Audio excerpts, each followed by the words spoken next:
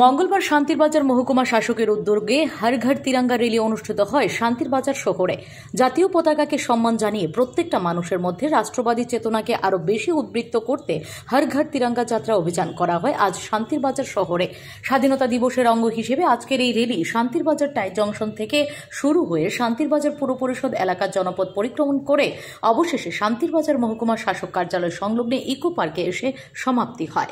এই র্যালিতে বিভিন্ন স্কুলের আগত ছাত্রছাত্রীরা নিজেদের প্রতিভাবের মাধ্যমে দেশাত্মবোধক বিভিন্ন শোভাযাত্রা প্রদর্শনী তুলে ধরেন জনসম্মুখে।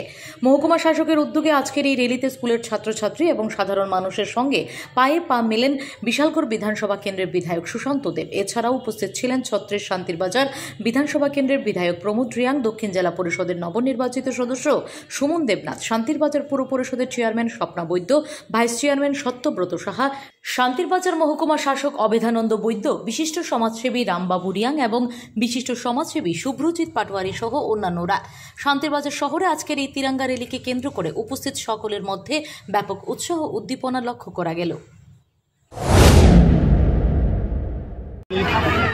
15 আগস্ট এই দিবসকে কেন্দ্র করে আমাদের দেশের যশস্বী প্রধানমন্ত্রী নরেন্দ্র মোদীজির ডাকে আমরা 13, 14, 15 হর ঘর তিরঙ্গার কার্যক্রমের অঙ্গ হিসাবে আজকে আমরা শান্তির বাজার মিউনিসিপ্যাল এলাকায় শান্তির বাজার মহকুমা প্রশাসনের উদ্যোগে আমরা তিরঙ্গা যাত্রায় অংশগ্রহণ করি। আমাদের একটাই লক্ষ্য, দেশের আমাদের যে গর্বের জাতীয় পতাকাকে সম্মান করা, প্রত্যেকটা মানুষকে জনমানুষের মধ্যে রাষ্ট্রবাদী চেতনাকে আরও বেশি করে উদ্বুদ্ধ করার লক্ষ্যে আমরা এই কার্যক্রম সারা রাজ্যব্যাপী সারা দেশে bureau report, S Bharat live 24 hours.